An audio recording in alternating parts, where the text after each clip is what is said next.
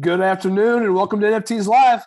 I'm your host, Tyler D. It is Friday, January 28th. It's blizzarding here in Chicago. The money is blizzarding into NFTs too. We are coming off the second highest NFT sales day ever, and overall just a huge week of news and activity. I've got Brett Richey on with me this morning to break it all down. Brett, good morning. How's it going? Hey, things are good, man. How you doing? I'm good. Really excited. We've got a big interview in the second half of the show. But before that, we have a ton to cover. On the docket for today, we've got the latest ape token rumors, Opensea's really rough week. We're going to talk Treasure DAO and their Trove marketplace white paper update. Then we're going to take a look at the Lucky Trader 7-day board, the big movers on the week, and the anime trend that's super hot right now. We're going to hit a few big one-on-one sales, take a look at the floors for PFPs and art blocks, hit a few upcoming drops. And then for the second half of the show, we've got Marshall Scheuttle on with us to talk about photo book NFTs, his work, and the kgpnft platform. So a ton to get through. Love the content for today. Let's dive in and get started. All right, so our first top news story, the ape token rumor mill is buzzing. I'm showing a tweet here from King Blackboard. Rumor mill is saying ape coin will be distributed to BAYC ecosystem, apes, mutants, dogs, based on the length of time you've held them to reward both conviction of people who've been a part along the way. So the big piece that's kind of underwritten in this rumor is that it's not only current owners who potentially are going to get the ape token. It's anyone who ever owned an ape, a mutant, or a dog is potentially eligible for this token drop. So this would be huge news if true. Brett, what's your immediate reactions to this? And this is potentially kind of shocking the ape ecosystem right here. I think it's a great move if they do it this way. One, I had two apes early on, paper handed them, a month after the project, so mistakes were made. But like for me, okay, like that would be great if I got any slice of this token. But it also helps the distribution, right? If it only is going to people that have this like 6-figure asset, who are the other people that are going to buy into the apes, right? That was kind of my fear with the ape token. Is this like elitist? Like they're like, it's going to be this meme thing. I'm like, no one's going to pump your, $1 million bags for you. But now if you're getting all these other people in that are now suddenly like, hey, now I like the ape token because I'm getting some, I think it's a good move. It helps the distribution. It creates many more evangelists for that token. So yeah, I think it's a good move. Yeah, I mean, that's definitely the bull case, and certainly I would be a big fan having bought and sold 12 to 15 apes, currently owning none. It definitely is a way of organically growing community. Like previously, if it's just to owners, anyone who's sold off is going to be potentially flooding the coin, not happy about it. Now you flip that narrative. Everyone's going to be positive. I do want to play out the bear case. What's the negative? So I've seen some negative sentiment around this from current owners, saying, are they essentially going to get gypped in this? Are people just going to, dump their apes now if they feel like they're already going to get the lion's share of the token? So, yeah, I think you got to reward a current person more than just, oh, you've had it for 2 days, you only get 2 days worth, right? Like whatever the snapshot is, like if you currently own that ape, that should be worth a lot. People like me that paper handed it early on, I'm fine with scraps, right? Like I don't think I deserve if someone bought 2 apes a month ago and still has them, they shouldn't get the same as me that had 2 apes for a month, at the start. Right. Totally agree. And, there's so many nuances to I'm sure how the distribution will happen if it happens this way. But certainly it's exciting to talk about, tons of engagement related to this topic. But this is not the only news in the BAYC ecosystem. So we talked about some of Opensea's bad week and some blunders here. So they posted this tweet here yesterday. As some of you are aware, on-chain bot activity has taken advantage of some users canceling inactive listings, and they've updated their guidance. So anyone who follows the Bored Apes in the last few days, I think we've seen upwards of a dozen apes get essentially sniped from old listing offerings. Yeah. It's kind of caused some real panic in the streets here. Essentially, the issue at play here is folks who had listed their apes a long time ago, they transfer them out of their wallet at some point without canceling those listings. Well, if you move the asset back into your wallet, it reactivates them. And in some cases, they're not even showing on the UI, but they're still live in the back end database. And some sophisticated bot creators have essentially figured this out and are kind of taking prey on these listings. So what's been your reaction to this, and how OpenSea's handled it so far, Brett? I mean, it's not great pretty much across the board, right? You have these what are they, like a $250,000 minimum kind of asset that people are holding, right? And they're getting sniped for 30K or whatever. It is not good. And like, even if you go to cancel it, like if you just go to cancel your listing, they can use flash bots or whatever and snipe. They see that listing get triggered, that sort of alerts them this happened, right? Hey, here's this old listing, and they can front run you on it. So it's really not a good scenario. The best way, I believe, is to transfer the ape out of the wallet with the listings on it and then cancel. You can also revoke the OpenSea permission on a site like Revoke Cash. But OpenSea, their guidance, they've had to send out multiple error, like, hey, clarification messages. So it's not great. I think it's a UI issue, and their guidance could be a lot clearer on what to do. But they've gave some people money earlier this week who had their ape snipe. They said we'll pay the difference. Yeah, they seem to be reimbursing folks. We'll see how that all plays out. But I mean, it's getting expensive. It is. I want to reaffirm. So for anyone who finds himself in a situation, Dingaling, others have posted the best guidance. But again, as we understand it, best practice: transfer the asset out of your wallet, go through and cancel all the old inactive listings, and then you're essentially should be good to go. Just don't cancel them in your current wallet. I guess going forward, be very mindful of the duration of your listings, and then avoid this practice going forward. Essentially, people were trying to work around the gas fees by doing this kind of wallet transfer in most cases. So just don't do that. If you have a blue chip asset, just cancel your listings. It's worth the 0.01 for the potential downside risk here. But this is not the only issue on OpenSea's plate this week. So they had a decision and then a reversal of the decision. So yesterday they came out and announced that they were, for their OpenSea storefront contract going forward, they were going to make it a 50 item limit.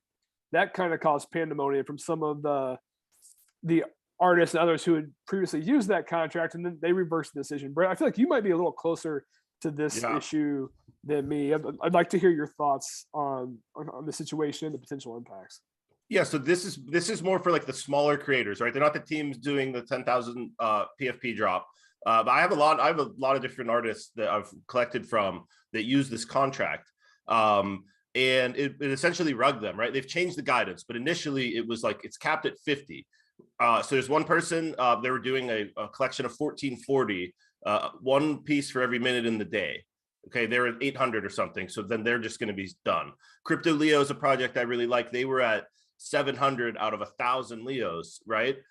He uploaded all placeholders for the rest of them. He was smart, even though they changed it. He jammed them all out to get in there. This other collection, Go Baby Go, she just got up to 500, her 500 cap right before. But it's like, it's more the indie small creators. They were all up in arms on Twitter, and that's who it hurt. And supposedly it was to stop spam or something. But to me, the solution is clear. Grandfather in anybody with an existing collection to be able to extend their collection as they see fit. And then for new people, cap it at 50, because it's like 80% spam, they say, coming out, or plagiarism. And there's all these tools now, Manifold, like there's a bunch, Token Fi's coming, where you can create your own contract easily. So OpenSea storefront is really not necessary anymore, but don't screw the people over like midway through their journey that are already using it, and they're not. So it's good. Totally agree with you. I think that's a great solution.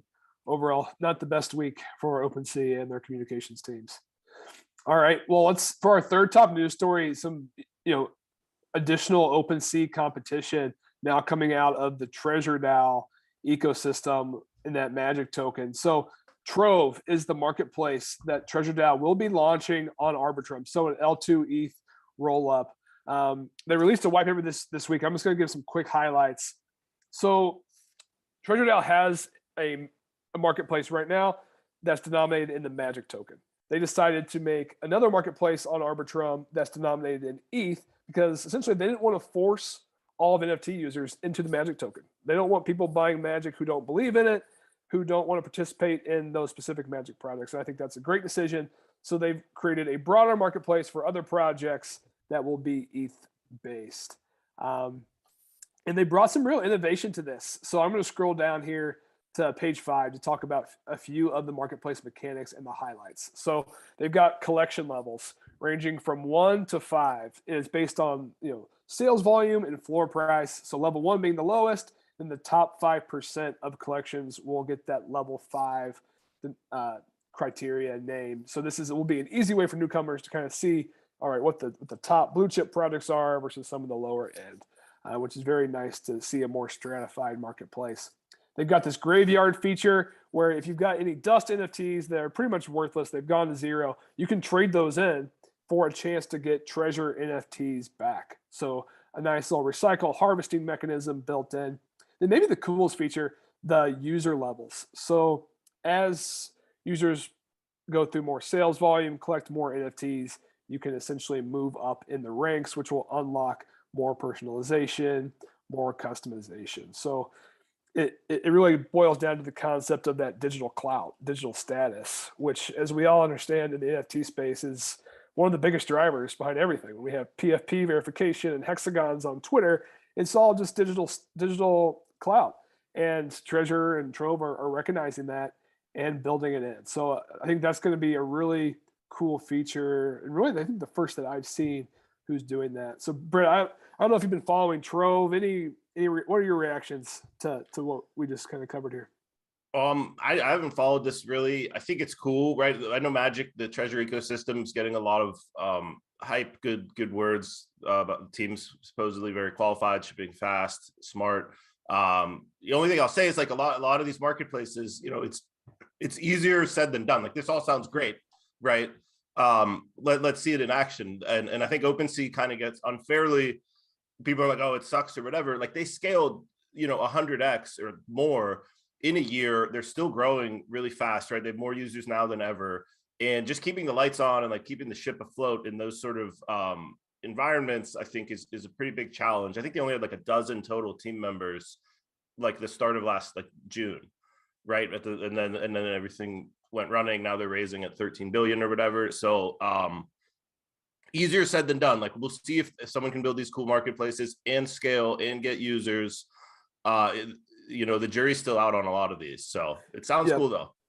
I think that's totally fair. The Treasure DAO team is absolutely going to have to execute. Also, it's dependent on the quality of projects, right? If the first round of Arbitrum L2 projects are dusty, right, that's not going to really drive much volume. But certainly, and how are you going to get users over to? It's hard enough to get them on mainnet ETH. Now you're getting them to Arbitrum, where the bridge is not great either.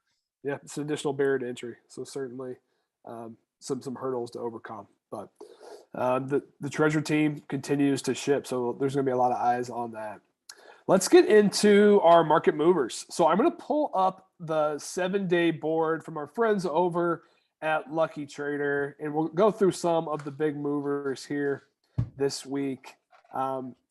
Top of the board, it's definitely the blue chips, but man, Azukis, what a week! Just coming off of 23,000 ETH traded.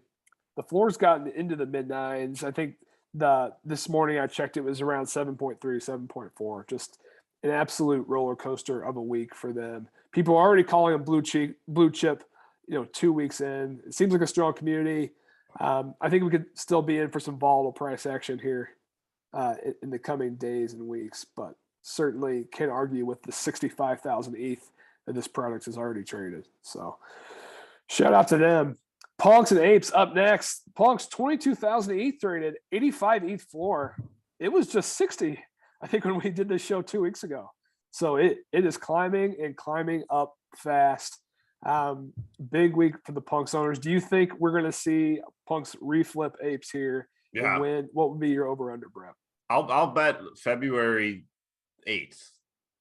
I think it'll be soon, especially like this ape. I know it's not like I think it's going to scare people of buying an ape. I'm going to spend 100 ETH on something that I keep seeing getting sniped for 15, even though if you're buying it and it's not your listing and you know how to protect yourself, I think it's still scary. I think it's still going to be like, I don't know, right? And then there's uncertainty about the token. Like, how many are you? I don't know. I think, yeah, I'll predict February 8th, Punks reflip apes, but it might be apes coming down too. I'm not saying Punks is gonna go up. Yeah, I tend to agree. And that's probably a pretty good over/under date as well. Other big winners of the week, Clone X. This continues to march upwards. 12,000 ETH traded, 9.1 ETH floor, up 48% on the week. So that's some major increase. We talked a bit about the Creeps ecosystem and all the NFTs coming out of that project on Tuesday. They had a fantastic week. 10,000 ETH traded, up 100% at 6.5. The Hate Beast still pre-reveal. I don't know how long this pre-reveal window is, but it's quite lengthy. I can't imagine paying 70 for this pre-reveal. And they haven't done many sales, so it's still like 1,265 sales. This product is primarily still the original owner base. So again, there's a real risk of this kind of crashing down if the reveal doesn't go well.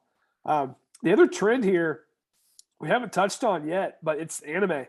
Anime, for anyone who follows NFT, Twitter, in this space, anime is everywhere.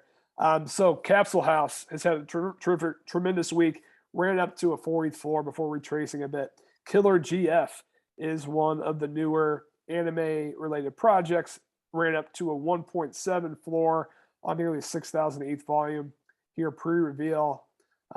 We've also got the waifus. They're not on the board here. And then a project that minted yesterday in pre-sale, Lives of Asuna. They did a pre-sale for owners of the Yu crew as well as Capsule House. And there were a few other ways you could get on that white list. I just wanted to share their website just to give folks who may not be as familiar with this anime trend and what this artistic style is like, just a chance to see this here briefly. This project, Lives of Asuna, has what's different about them is you can potentially customize your NFT as a part of their roadmap. I don't think we have a whole lot of detail around how that'll work. You get an idea of some of the images. They've got their roadmap here. Then I just want to briefly touch on the artist, something that their founding team, what was a positive sign for me. The artist, Zumi, 500,000 followers on Twitter, so certainly a huge following.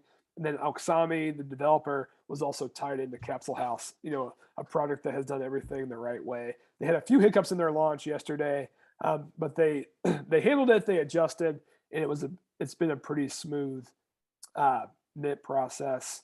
And that floor sits also around 1.8 here. Pre-reveal public sale is tomorrow. It's going to be an old-fashioned gas war, 0.08. The floor sitting at 1.8. Are you going to try to gun after this one? No, that's like when there's so few pieces, it's like it's going to be the sophisticated miners. Like you're basically drawing dead if you're a manual user. Maybe I'll use Eden Rocket and sort of spin the wheel, but the problem is you can lose your gas, and the gas is going to be like 0.5 or higher. Most likely that it's going to be insane, and so you're risking a pretty big loss for like what I think is going to be a small % chance of success at getting one of these. Agree. The other product I'll quickly highlight, it's not anime trend, but it's in the Asian umbrella. The Meta Jasone product just came across my radar this morning. It's a Korean fashion brand type project. It's 3D art. It's kind of like the Korean Clone X in some ways. What's it called? Meta Jasone. And we'll publish the links and whatnot in our show notes. But it minted out at 0.08 this morning. It was like 4 a.m. Central, and then has quickly run to 0.3, 0.4 on the secondary. So definitely right in the Asian trend sector right now, which is very hot. All right, well, that's the board. Let's get into some of our other segments, and we'll go fairly rapid fire on these 4 one-of-ones. A couple big sales on the board this week. So we haven't covered this artist, Alex Ness. He goes by Ness Graphics on Super Rare, showing a few pieces from his collection.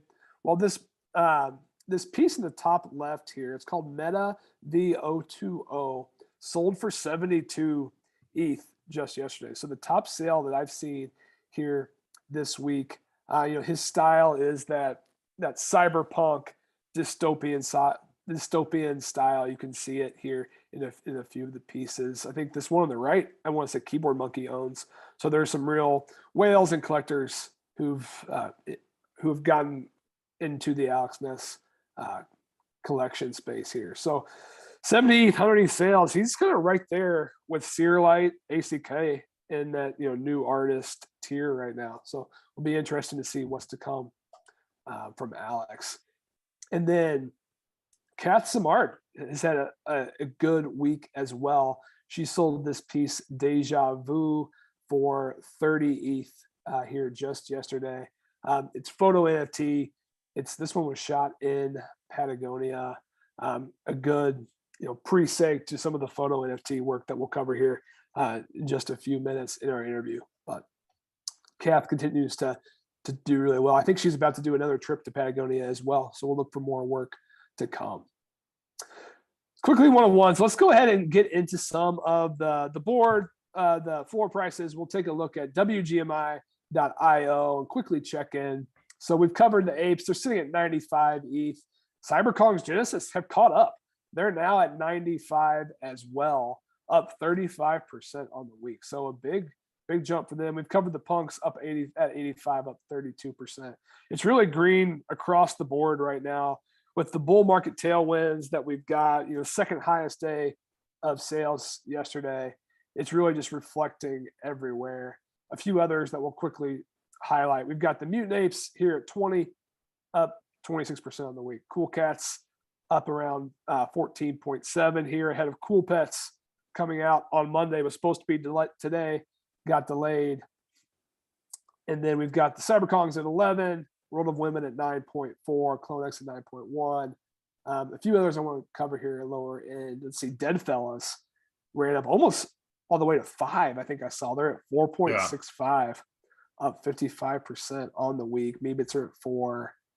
Capsules at 3.3. So there's been some real movement at the lower end of the board as well. Brett, are you playing or following any of these kind of in that 2 to 5 ETH range, or are you more below this? So typically, yeah, I like to find the next one, right? Deadfellas, like I don't typically like to hop on, right? It was 0.86 if you looked at the 30-day floor.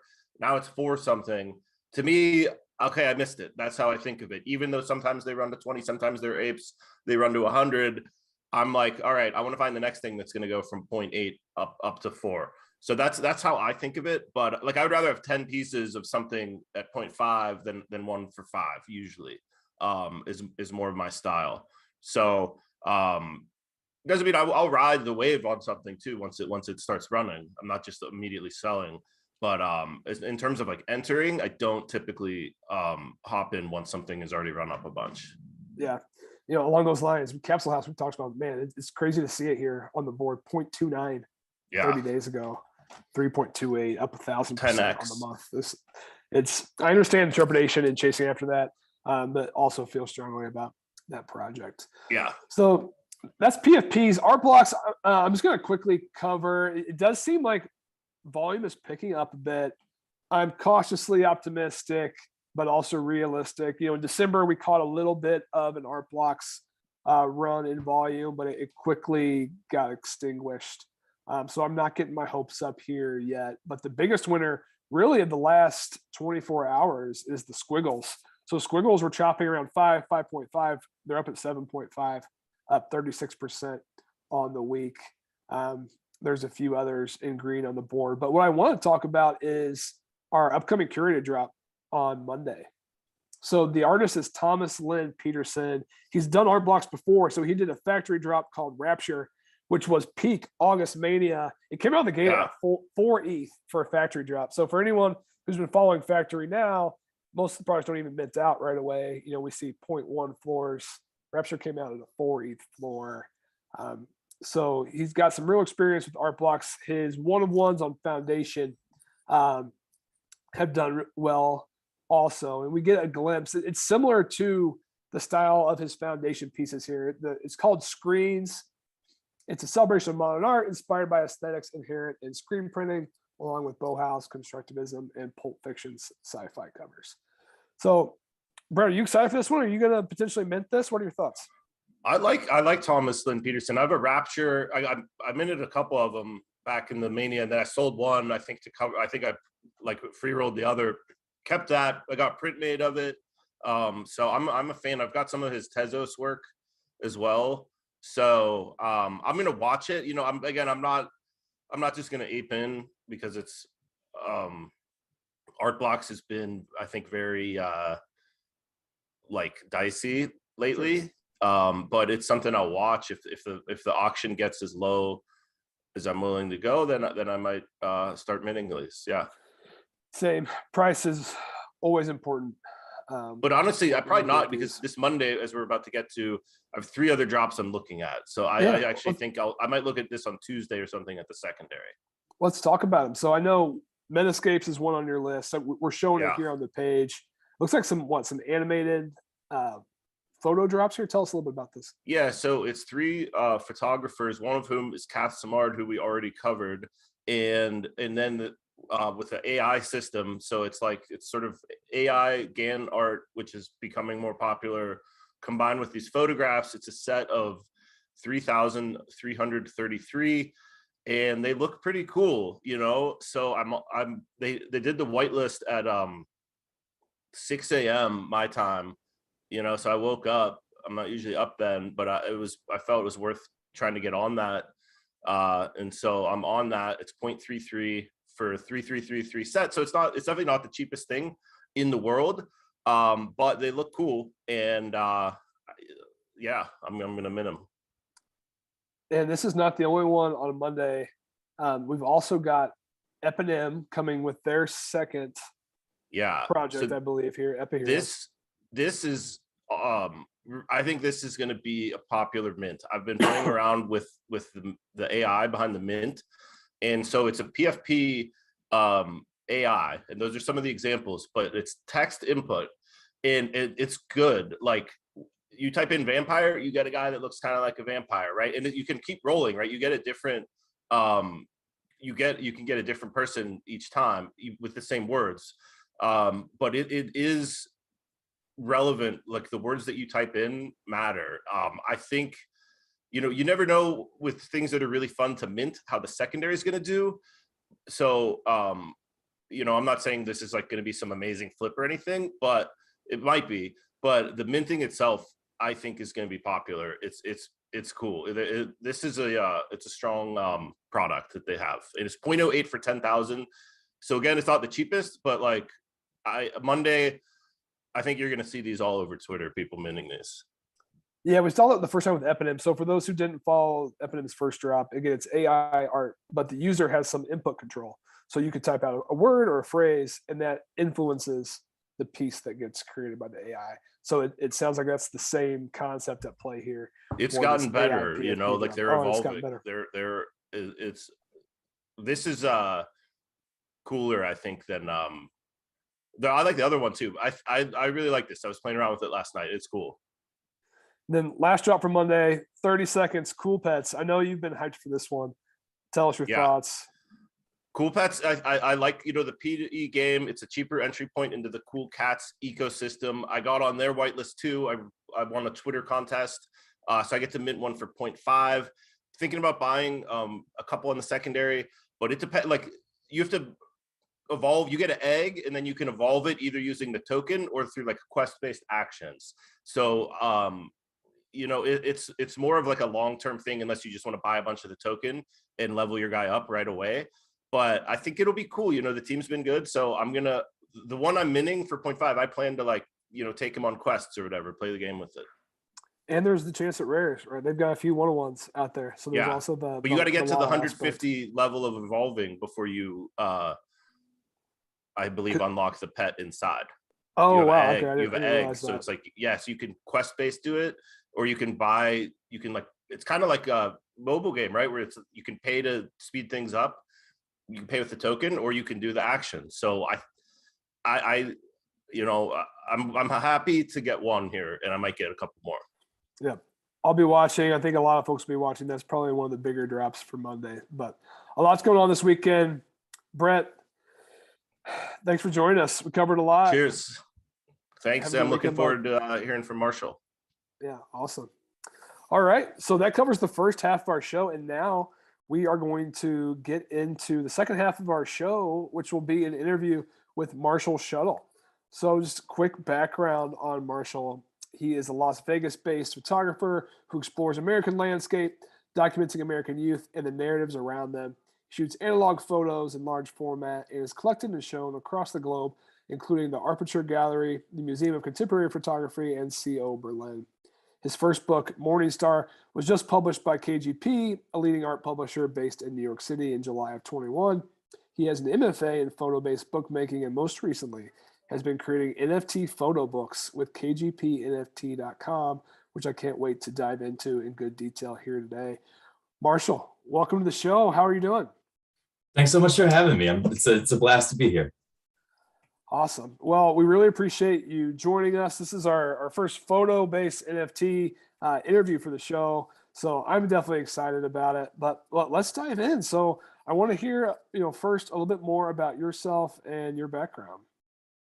Yeah, so I've been a working photographer for about 15 years now. It's pretty much always been my profession, and it's something I went to school for, and then started working in editorial capacities, journalistic capacities, in freelance commercial work, and also all the while exhibiting, in the gallery and museum scene. So I've been very fortunate enough to have a lot of opportunities in both those realms that have kind of carried me along in my career. Which eventually led me out to Las Vegas to make this personal body of work, Morning Star, which I was fortunate enough to connect with my publisher, who is now my business partner in this venture of us bringing photo books to the chain. But my kind of background, coming into this space was that I had the fortunate ability as an artist where I started getting into like the crypto realm probably around 2015. Due to like photojournalism covering like DeFi and like learning about it like that. So I always kind of came into it from one perspective, but then as everything started to take off, with art coming into the space, we were just very lucky to be really well positioned to not only kind of navigate what was happening, but starting to try and build some things to try and, push the ecosystem a little further. Wow. So crypto in 2015. So you've been in the space for quite some time then. So you've seen, the real roller coasters of bull markets, bear markets, pretty much seen it all. So I guess when did you decide, photo NFTs is where I want to focus and I really want to get into this space? Was that here in the past year, or was that, even before that? Yeah, so I think I was really fortunate because I was in a position where January of 2021, I was watching Chris Graves and Justin Aversano mint pieces up on Opensea. And I got on the phone and was like, I need to know how to do this. I'm watching what you guys are up to this weekend. And I'm seeing this happen. Like, I'm watching all the success Justin's having in the sense that he's selling NFTs. Like, this was back when, someone selling photo NFTs was like, oh my God. And so I was really lucky that like from the get-go, I was able to not only kind of enter in on my own speed, very early, and, being connected to people that were showing me and guiding me through the process as much as we knew. I mean, we were all learning as we went along there, but I was super lucky. And so we found some immediate support in the space last winter. And that immediately shifted into these conversations of like, once we really started to see kind of the trimmings around what the tech could do, where it could go, how we could kind of cross over a lot of application from traditional art markets, and the way that we, turn our art into commodity, the way we use that to fuel our projects, we started really seriously buckling down and taking that ETH and putting it to work and saying, okay, we need to start building something. We need to start solving these problems. We need to get something ready to go, because this is a marathon, and we have an opportunity right here to like really contribute something beneficial. And this group has been building a lot, and I definitely want to get to that. But I guess first, maybe backing up a little bit. So Justin and Chris, certainly two of the biggest names in the photo NFT space. I guess how did your relationship form with them? Kind of what's your backstory? Did you just find them in 2021, or have you known each other for a while? Chris and I have known each other for 15 years. We went to undergraduate, and this is so cool. There's some artists that they've brought into this space that we know from back then recently, which is like, it's this really crazy full circle. But so Chris is he's my publisher, but we also work together a lot for National Geographic and a couple other companies. We spend a lot of time on the road together. I think 2020 we were on the road with like 3-4 months with each other. So we are extremely close. We work together in all capacities. He publishes my work. I assist him and back him up whenever he's doing these long projects out on the road. And so he was connected through to Justin, I believe maybe through Save Art Space and Justin's personal work. And so, being really tight with Chris, like last winter when all that stuff started happening, I was just very fortunate that it's like I had such a good relationship with him that I got to meet Justin and I got to watch what everybody was doing, and it spiraled. I mean, it was cool. Like that back then, it still is the Wild West, but I mean, like back then it was crazy. Like like we were all in cars together having these conversations. Like, what are we doing? Like, like we'd be on trips and we'd meet people. Like I flew down to Miami and I photographed all the CryptoPunks billboards that they did with Save Art Space. And I got to talk with like G Money and like, Tony in LA. And like, it's so cool. It's like, I'm being a little bit more out there these days now that we're doing the company on Twitter and everything. But back in like the early realm, it was just like, there was, a non-personalities, but then there was a lot of also crossover into like our professional practice of like being out there, meeting all these people. So I was really lucky that I got to have some amazing conversations 12 months ago that are kind of coming to fruition now.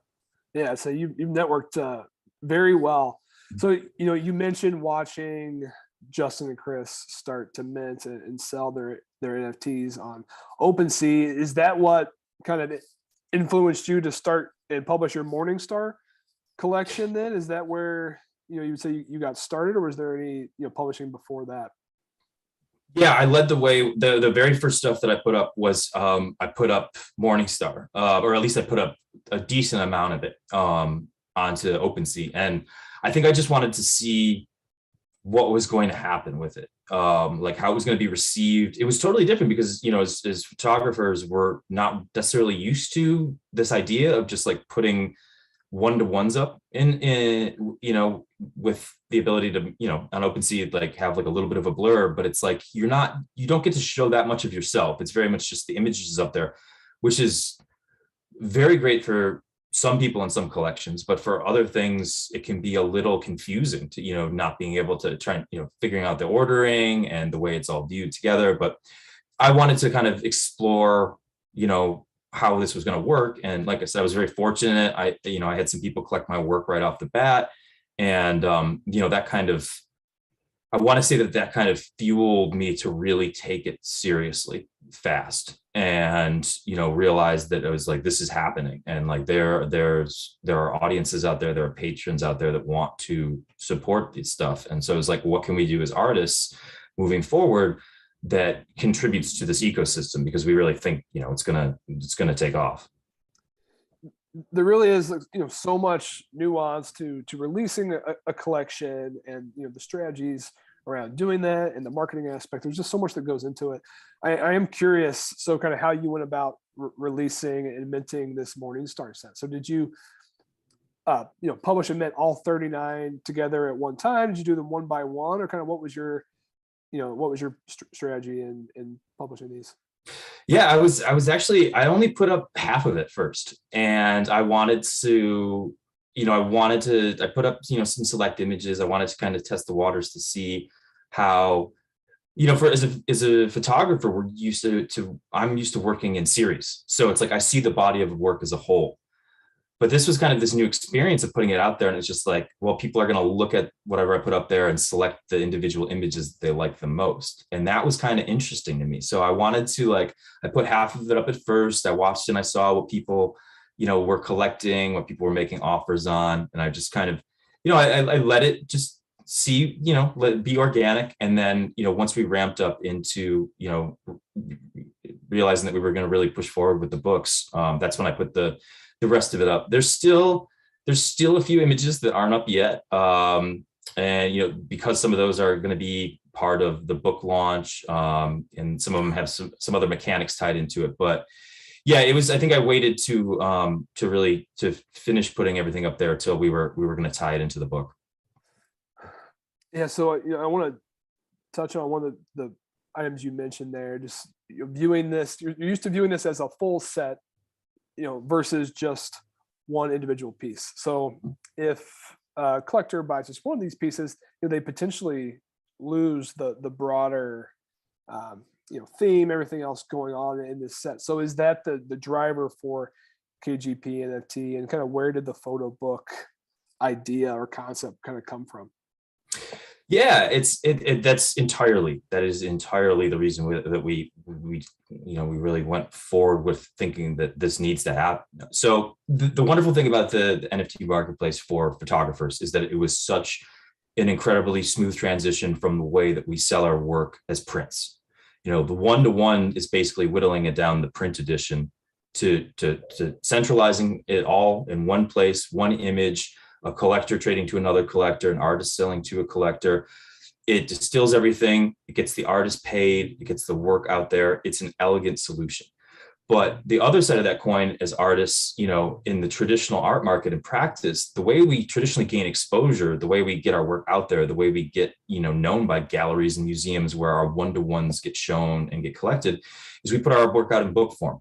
And the reason for that is because we want to distill the entire narrative, the sequence, the structure of the work as a whole, as well as like any writing or insight into the artist's practice, all in one place. So that patron, that collector, that gallerist, that curator can see the whole kit and caboodle, can see the whole story, can really see the body of work, for what it is in a totality. So the great thing about the NFT space is that one-of-ones are flying and taking off. But as more and more artists come into the space, we're seeing that there's a lot of limitation to some of these platforms as far as the ability for them to tell their entire story, the way they curate the images together. And so as we see more and more people coming in there, and it's going to be harder for people to, jump into these forums where they can tell their story on an individual level to collectors, to other artists, and they're limited by the way these marketplaces, we needed to find a way to bring books into the space, because books are going to be the way for collectors and patrons to find their new favorite artists. They're not going to be able to solely rely on Discord chats and spaces anymore, because there's going to be too many people. It's going to be too hard to cut through all that. So we need to give the collectors and the patrons the tools to be able to fully explore a body of work, fully discover an artist, and fully engage with their work as a whole, not dictated by a marketplace. That makes total sense. And Quantum was certainly one of the first steps in that direction. And I think a breath of fresh air. It will certainly go down as a really important step for the photo NFT market. So for those who aren't familiar, I think we've touched on this show before, but it's similar to the Art Blocks. What Art Blocks is for generative art and launching curated projects and factory type projects, Quantum is for photo NFTs. So it is a website that is. So Justin Eversano is one behind this. Well, actually, I should probably just ask you. So you've had some involvement with Quantum. Kind of what is your level of involvement with Quantum, Marshall, and maybe give us kind of your thoughts on that platform before we get to KGP. Sure. Well, I got to be kind of a fan from a distance for a long time. Obviously knowing Justin and Chris and seeing what they're doing with it and seeing the wonderful artists they were bringing into the space. So it's been a joy. But they recently launched this quantum community initiative where they start bringing in artists for their collector base, for solely their collector base, to kind of like vote on like collections that they want to have. And so they threw me into the first kind of initiative of that to test out a new body of work. And it was such a crazy and amazing experience of like, we got to spend this week with these 3 other artists talking to their entire collector base, doing like multiple like interviews and like outreach sessions. And it was the distillation of like what happens in traditional art markets, where it's like you put yourself up for like a show or like a fellowship or a grant. But usually in those situations, like you never get to like meet the other artists. You don't get to meet the jurors. You don't get to meet the collectors. You don't get to meet the museum board. But the amazing thing about what they're doing with this is like, it does, someone will win each time they do one of these initiatives and launch a collection based on what the community like is hungry for then or wants to support. But the cool thing is like, everybody involved in it gets to like meet this entire ecosystem, show off their work, like introduce themselves. So it's like, it's taking like, it's flipping over all like the negative parts of these, like these kind of, when we get put up for shows in the traditional world. So I did that last week with them, and that was, it was a real pleasure to be involved with. Yeah, I think one of the coolest aspects of, you know, the NFT space to me, and certainly I don't have a depth background in the traditional art space, but just the idea that you can bring the collector community and the artists together, and the level of interaction that's there now, that certainly I cannot imagine that it existed in the traditional space, you know, as we have it with these curated platforms, with the Discord groups that have launched now around projects. And I just have to imagine, as an artist, being able to get your work in front of a community that you already know is hungry for, you know, this type of work, is just a huge step up and very advantageous. Yeah, you know, it's interesting. I've heard some talks with some blue chip artists that have been brought in, that have been working in the traditional photo space for 20, 30 years, very successful. And like, I've heard them tell stories about their first few weeks being in this space, about like, I've been selling prints in galleries for 30 years, and I've met more of my collectors in the past 7 days than I have in the 30 years leading up to this. And what it really has made us all realize is that the reason that wasn't happening is there was always somebody in between us. You know, be that, you know, in a capacity of like a gallerist or a curator, or, you know, and I think a lot of us are realizing that, like, was that a disservice to us? Like, how come we didn't know our collector base? How come we couldn't connect with our patrons? Because we're seeing what happens when artists can can really find their community. You know, you see it with Justin, with Drift, Omar, like with all these amazing artists, like the way that they're finding their patrons, and like they're creating these actual communities around them that continue to push their work. It's incredible. I mean, as an artist, your goal is to find the 300 to 400 people in the world that truly enjoy your art and are down to continue to support it in some sort of capacity, once or twice a year. And if you can find those people, you've made it. Because you have your base, you have the people that have your back, and then you have the freedom to go and create and do what you really need to do. That's really interesting insight, and I have to imagine that the barriers that have been broken down with Web3 and the removal of the middlemen has certainly made that goal a lot more accomplishable. And I think the other aspect to it as well is the power of the marketing arm of the community. So also there certainly are the collector base who is there. They're going to hold it forever, right? They have no intentions to sell. But there's also those that are coming from an investment standpoint who now are incentivized to be your marketing arm. So we see that in NFT Twitter space, and everyone kind of going above and beyond to share the artists that they're collecting from to a larger base, which again just amplifies the message a bit, whether that be good or bad. So I do want us to transition here to KGP. So you touched on some of the founding principles and concepts here for the idea of a photo book, and wanting to have the full body of work in front of your user base.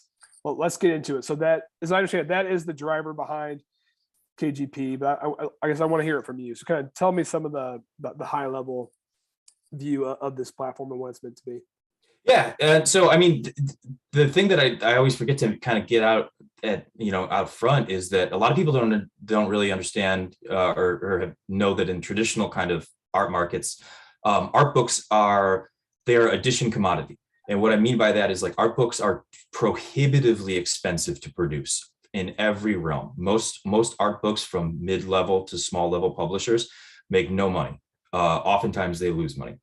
And the reason that you see books costing anywhere between $40, $50, $60, upwards of $100 for an art book is because the materials used to produce it, the entire thing around the process, is so prohibitively expensive that they have to be priced at that standpoint. And so to be priced at that standpoint, you have to build in, the ability for it to have extended value, because you can't just ask somebody to pay $100 for something that's continually produced over and over. And that's why we do editions. So it's like when we make a photo book, we'll do 300, we'll do 400, we'll do 500. And so what most people don't know is like when a photo book like that sells out or becomes popular, it then lives on in a secondary market capacity. So there's all photo book collectors that are constantly trading, reselling photo books. It gets crazy. I mean, I have artists I work with who have photo books that sell for like, $3K on secondary markets because it's a really popular body of work and there was only 400 made. So they have this whole life to them, in the traditional sector. But what we realized, moving into what the NFT space could do is it presented us this opportunity to transition that, just like one-to-ones kind of solve the print problem for us.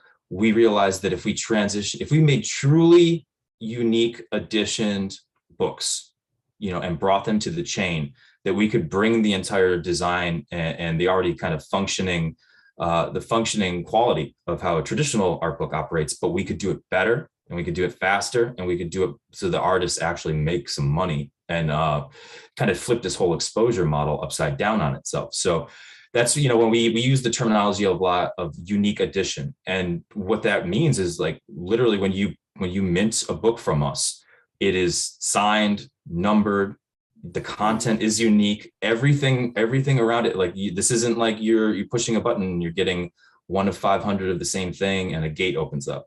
You are literally getting a handmade PDF with additional content with things included into it that could be like one-to-ones and a bunch of other kind of trimmings around that. So we saw it as an opportunity to not only bridge that gap, into the chain and solve the problem of how kind of photo books were really dying in a lot of ways, but also to take a lot of keys from the community as it is and incorporate all these new ideas into books and really start to push the limits of saying like, hey, well, what can if we really transition in a unique edition book, onto the blockchain, what can we do, with the parameters of that to challenge what we think of like a book can be? I love this idea, and it definitely seems innovative to me. I guess help me understand though exactly, so what is this photo book NFT? I guess for starters, foundationally. So it's a collection of 10, 20 photos like in a series. Help define us with maybe an example. Sure. So I'm first out the gate. Our first release is going to be my book Morningstar, and we chose to do that because it was a physical book that Chris and I produced in July. And so it's a collection of the physical book was 44 images presented in a sequential format with a couple essays. And, the book presentation was all about, telling the story to the viewer, giving them the entire body of work to engage with at a pacing in a format for them to understand the story. And so what we decided is we were going to start with this book and we were going to transition it over into digital application because we wanted to show off some interesting things we could do with, the new tech. And what I mean by that is it's not just that we're bringing, the physical book Morningstar into the digital space. We're starting the conversation of everything that happens around producing a physical book, as far as like, when you're doing that, you have to edit things out for the size of making an actual book, for the expense of making an actual book. You have to shorten it to a certain page length. So all this wonderful stuff gets lost along the way in that process. And so we realized if we use this as our first title, we could bring all that back. So it gave us the ability to incorporate these like special editions, like additional essays, like all the images that went down to the editing floor process that got lost. We were able to bring them back as one-to-ones. So it was not only a chance for us to show what an NFT book could really look like, but also to start the conversation of like, what can we start adding to, an NFT book that would be lost in a traditional book? That sounds really cool. So I want to make sure I understand this properly, so I can play it back to you here. So we're looking at your Morningstar collection here on Opensea. There's about 39 images. So for the photo book, you mentioned 44. So is essentially going to be wrapped around this core body of work with some additional extras like the essays, some things that were left off. If someone's buying next week, essentially what is it that they'll be getting? Yeah. So basically what we've done is we for this first drop, we've taken the mechanic of starting with this like base book of Morningstar because it was something that was pre-existing. And from there, we built, all the traits around the things that can happen with that base book. And what I mean by that is that like There are some traits that include like extended essays. There are some traits that include like signatures and additional images, things around the edges of the project, and then also the integration of, you know, the one-to-ones based on like how they were taken out of the editing process. So our whole idea was that we not only wanted to, it was very important for us to introduce to the ecosystem the idea that when you actually are purchasing a book, it's unique. Like it straight up has a unique signature, it has a unique number, the content, the PDF that has been tokenized to you is unique and individual. It's not one of the 300 that, you know, you share across an ecosystem with a bunch of other people, because essentially then you're really still kind of one foot in the way that it has been. We needed to give people the opportunity to have unique commodity so these things could live on a secondary market. And, you know, that the whole idea is introducing them so that people can start trading photo books. So they can start buying them on secondary markets, selling them on secondary markets, collecting the version of the book that they really want to own. Maybe it's the one they want that has a specific image. And so when you buy a book from us, you're, in the case of Morningstar, when we release, there's 550 copies. There's going to be 500 that will be for sale. And so when you go to mint with us, we're partnered with Hashku, who's going to be doing all of our pre-sale listings. So when you go to mint with us, you'll mint, you'll get your copy. You'll see what the edition number is. You'll go to on our site. You'll literally click on our library. You'll engage in our custom built viewer that reads the data from your token. You'll be able to engage with the book at your pace, interact with it however you want, and then you'll be able to see the additional content that's attached to it. And when you plug it into, you know, secondary marketplace like Opensea, you're going to see some surprises too that allude to exactly what the content of your individual book is. So there's a couple pieces I want to dive into a little bit more that you just touched on. So the personal library, this sounds, to me, I'm thinking, you know, we've got like on Cyber, right? Mm-hmm. Where folks can build curated galleries for their art. So it sounds like this is built into the platform. So folks will have essentially a digital gallery where they can go and view the photo book. Am I understanding it correctly? Yeah. So think about it. So we decided we didn't want to try and solve two problems at once. We wanted to propose two solutions. And so what we decided was if we built a proprietary viewer onto our site and create the library. So it's like always you connect your wallet, you click on your library on our site, it brings you to your little desk space, which as we do more and more titles, we're going to build out into more of an interactive capacity. You click on your library, shows your titles, shows maybe some assets that have been attached to some of your titles in the background, like, you know, posters or items or prints. You click on the title, opens it up in your viewer, you're engaging in your book, you know, you're viewing it in full. We have mobile app integration on the way. We're going to integrate into some metaverse spaces eventually as well. You read your books, close them down, close the site, hop over to Opensea. I want to look and see at some of these other books. What's going to come up on Opensea is not going to be a book that you interact with. What comes up on Opensea is going to be a unique image that alludes to, you know, exactly what the content of your book to that edition is. And so our idea was, it's like we can control the viewing experience if we build it from the ground up and we create the viewing room on our platform. But we also don't want to prohibit, you know, our collectors and our patrons from having a beneficial experience on secondary marketplaces, because we want the books to live on. And so we decided that we were going to design all of that display on secondary marketplaces to allow for a smoother exploration and secondary back and forth. Best of both worlds, you know, your primary viewing and your secondary market. And then I want to unpack the unlockable rarity too. So certainly in the minting space and NFTs, you know, everyone wants to get that rare, right? That's the grail. So as I'm understanding this, you know, there's going to be, you know, if there's 500 for sale, there's going to be a small number that might get like the rarest pieces in the set. Is that kind of how it's going to work? Yeah, so it's we for our first, you know, set of titles, we really want to kind of kick out the jams on the value prop, because it's so important for us to get the ball rolling, because we want this to be we want photo books, art books, we want art books to become accepted and championed in the NFT space. So we wanted to really incentivize this and explore some options. So For Morningstar, what we did is, well, there's going to be 550 copies in total. And I believe it sits right around 49 of those are going to have a one-to-one attached to that. And what I mean by that is that that edition will always be tied to a one-of-one image. And when you see that on Opensea, it's going to display that one-to-one image. If you want to plug that book into your OnCyber gallery, it's going to display that one-to-one image. And so what we wanted to do is, like, in a world where, one-to-ones are doing so well for the, for the photo NFT community, they will also become prohibitive as a point of entry for some collectors. And so what it really did is it gave us this opportunity where it's like we can offer our photo books at a price point that is more accessible for the people that want to support and be involved in it and get some skin in the game and support it and to enjoy it.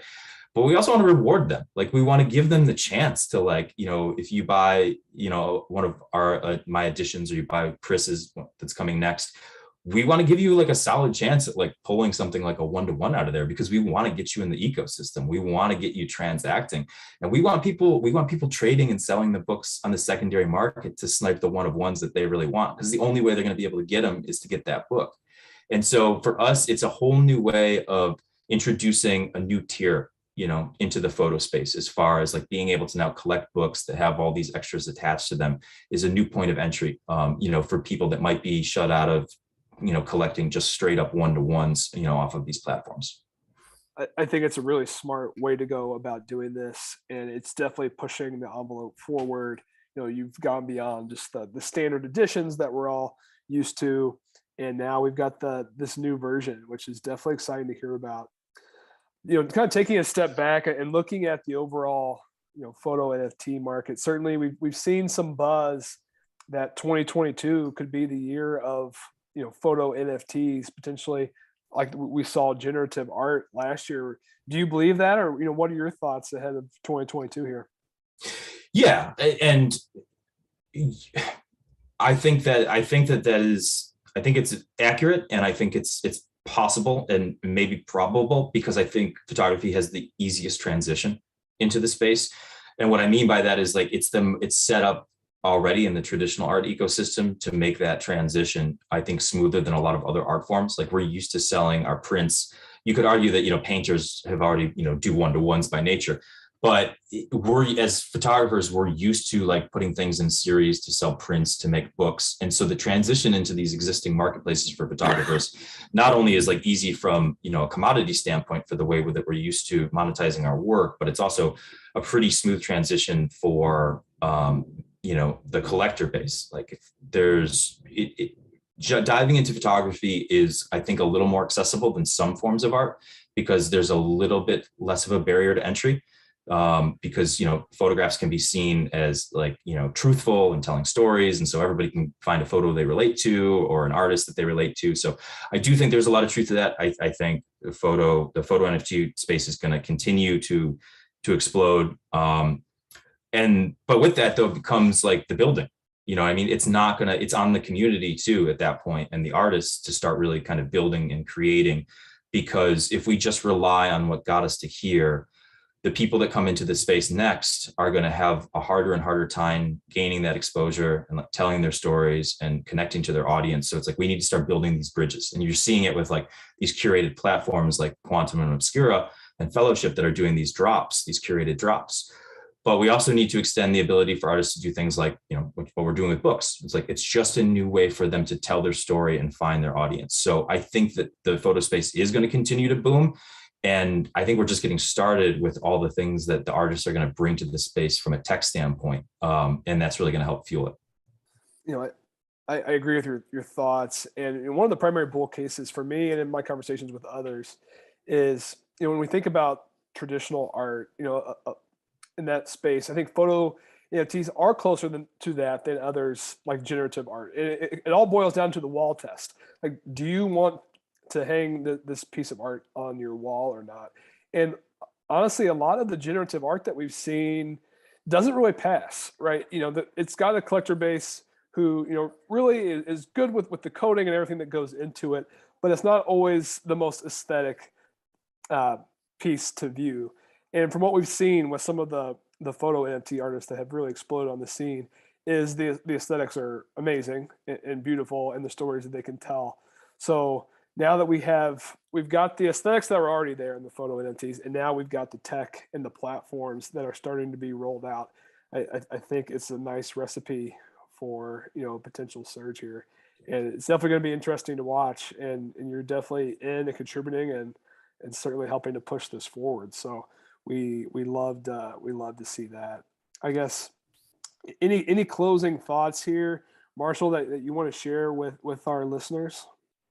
Yeah, I would just say that, we're going a mile a minute right now, and we're introducing all sorts of stuff. We just tweeted out earlier today a tech demo video of our book in action, a wallet uniquely connecting to our site, to our viewer, what that process will look like.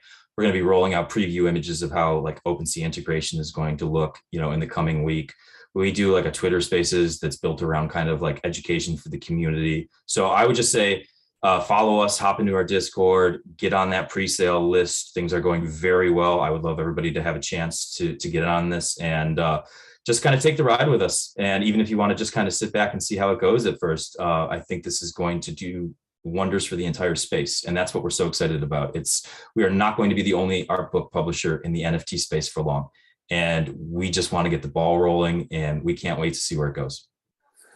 I'm excited too. It definitely feels like we're still on the ground floor for photo NFTs and where they can go. And that's always an exciting place to be. So to our listeners and viewers, in our show notes, we'll go ahead and link and publish the Twitter and the Discord info, so everyone will have that. But Marshall, thanks for your time. Thanks for joining us here today. It's been great to connect. It's been a real pleasure. I appreciate the opportunity and the platform. Awesome. Well, listeners and viewers, as always, thanks for tuning in. This was our show for today. We will be back next Tuesday to recap the weekend in NFTs. Till then, stay safe out there. Goodbye.